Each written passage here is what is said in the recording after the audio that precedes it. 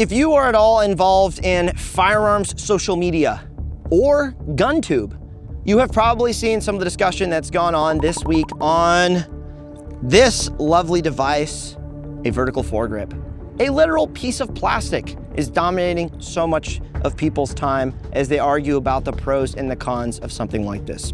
Now, I think there's a much greater discussion to be had from this whole internet debate, which is how do we select a piece of equipment that provides some level of proficiency or capability to us as shooters. And what I have seen online, which has been really interesting, is there seems to be, and I'm gonna generalize, I'm gonna stereotype a little bit, but you know what? Pattern recognition is a thing. There's like two groups of people who are in the comments debating this. There's people who care a lot about how they carry a rifle all day on patrol in the woods, whatever. And then there's people over here who care about how shootable the rifle is. Me taking grips off of my guns is nothing new. I've been doing this now for like 3 years, I think.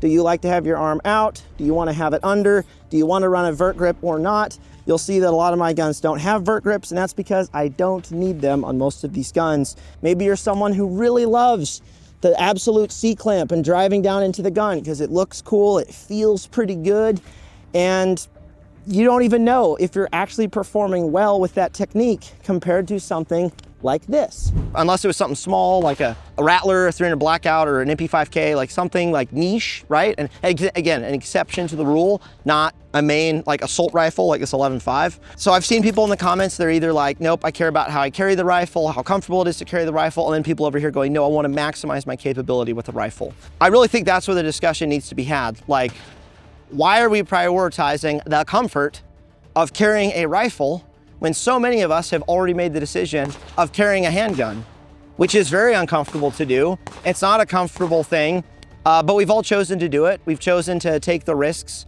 on of carrying a handgun and the discomfort that it causes.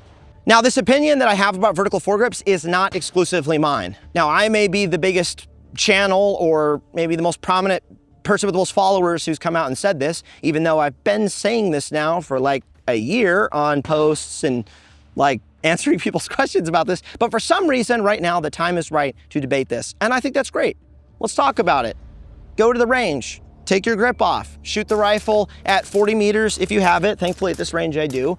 And shoot doubles, shoot a bill drill, shoot a series of bill drills, put your grip back on and actually see how the thing works. Most people won't do that. Most people on the internet don't actually shoot, unfortunately. But that's what we've all been doing. We've been testing equipment, putting grips on rifles, taking them off. If you talk to people like, you know, Pranka or Jesse Cinco, it's like, yeah, we used grips at some point in our military career. And then at some point we did testing, realized it wasn't great, and we stopped using them altogether. And you'll find hundreds of these stories from guys. And so this opinion is not exclusively mine, and I've never said that it is exclusively mine. But I personally think this conversation, this debate that is going on online, that some people created videos on within 2 hours of one of our videos going live, is good. It's showing a disparity in some of the gun community, people who prioritize carrying guns over shooting guns and being really good at shooting guns. And I think we need to have more discussion around that. Like, why are we prioritizing certain logistical things around a firearm and not using the firearm for what it's intended for, which is absolutely wrecking a target's day as fast as possible with the best hits possible. Like, that's what a gun's for at the end of the day. Why is the discussion on how to do that the most consistently and the most effectively? But no, people don't want to talk about that. They want to talk about how comfortable it is. And I'll say, if you want to keep using a vertical foregrip, that's cool.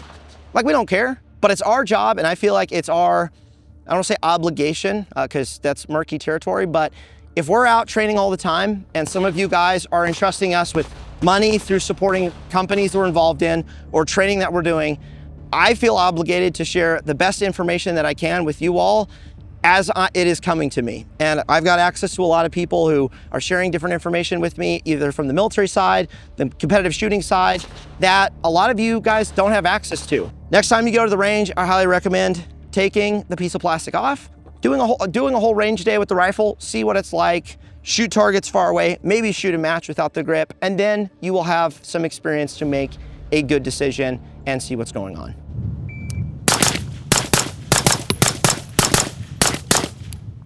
All right, so I have added the Magpul straight grip to my rifle, and I just shot the Practical Training Shooting Group Summit crisscross drill. It's not the best. It's not the best. But I want to talk about a couple things with the vertical foregrip. So one of the arguments all seems to be stemming from comfort, which I find really interesting. But one of the arguments for the vert grip that I've seen, besides patrolling and rucking and walking around and carrying the gun, is it makes your grip into a more neutral angle and it's more comfortable while shooting. Now, I find this argument really interesting because this is not the grip that we have when we shoot a handgun. So if the argument is grip, you want to relax your grip like this when you're shooting a rifle, but you go to shoot a pistol and you're rolling your hand forward, because usually the guys arguing this, they're shooting pistol like this, but for some reason doing this on a rail is like horrible, but doing this on a handgun's okay. It kind of doesn't make a lot of sense. Not really.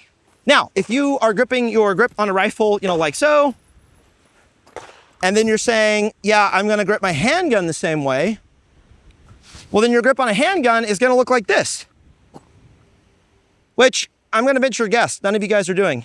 So let's be honest, intellectually honest, about this argument about rotating my wrist while I'm shooting a rifle with my arm extended, but then when I shoot a handgun, I'm rolling my hand forward, or in some way forward. Those two concepts are not playing together very well. Now, the next argument for vert grips, and this is from a lot of people, is, well, I can hit things just fine with my vert grip. And the answer is yes, you can. Like that's the common argument used for anything, any sort of equipment validation. It's, well, technically I can hit the target with such and such, so it's okay. And if that is the standard of which you're trying to achieve, of you're just hitting the target, there's no based on a time standard, there's no based on exactly what the hit is like or what sort of accuracy, what the group is or whatever. But if you're someone who wants to shoot fast and accurate, you want to push your performance, you want to be better than average, then that argument isn't cutting it. Because yes, that argument, like I said, it could be used for anything like a Mosin. Technically, I could shoot this drill with a Mosin.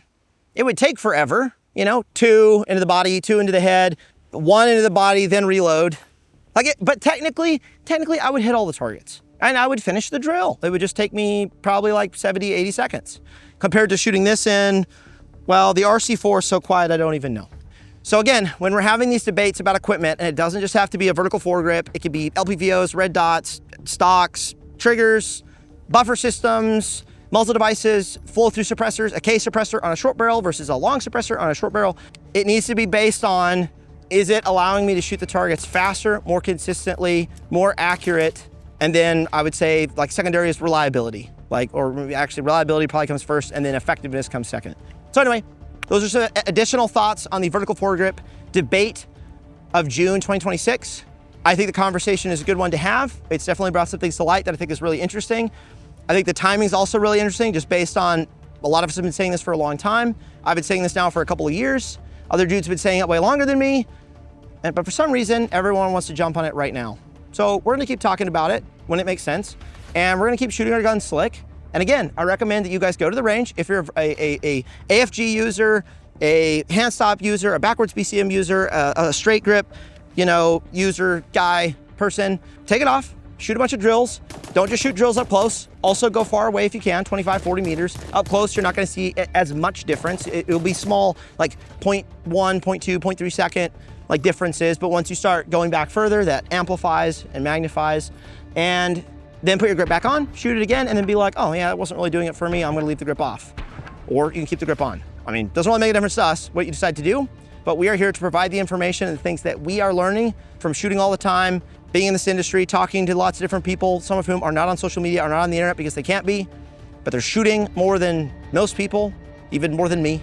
And we wanna bring that experience, those opinions, and those performance techniques and fundamentals straight to you guys, and all for free. Catch you guys next time.